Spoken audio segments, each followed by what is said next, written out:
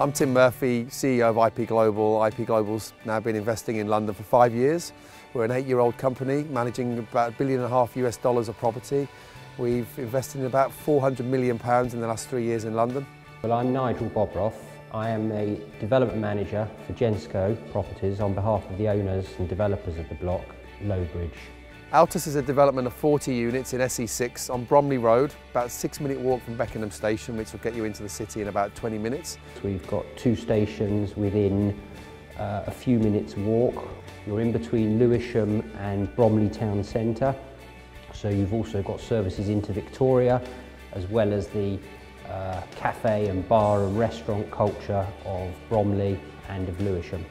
I believe people will invest in this area because of the regeneration of South East London and the proximity into the city. It's about 20 minutes, but sort of time has stopped still really here because the rest of London has grown hugely over the last 2 or 3 years, but you're still paying relatively low amounts of money for a property. 1 bed's at sort of 170,000, 3 beds or penthouse at £300,000, and it's so easy to get into the city, but it's very family orientated. It's very green. I mean, every corner of the building is surrounded by parks and greenland and nice areas, so it's a great investment potential around here.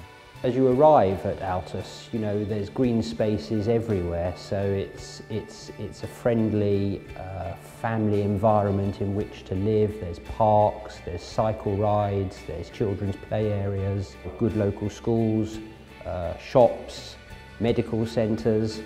So it's an ideal place for young families who may work in the city or the West End to live and to bring up children.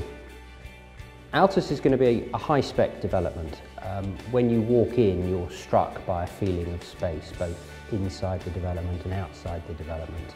As you enter the apartments, you'll immediately notice the floor-to-ceiling windows with the large balcony terraces, which are timber-lined, very attractive places to sit and eat. So the finishes throughout the flat are very high quality.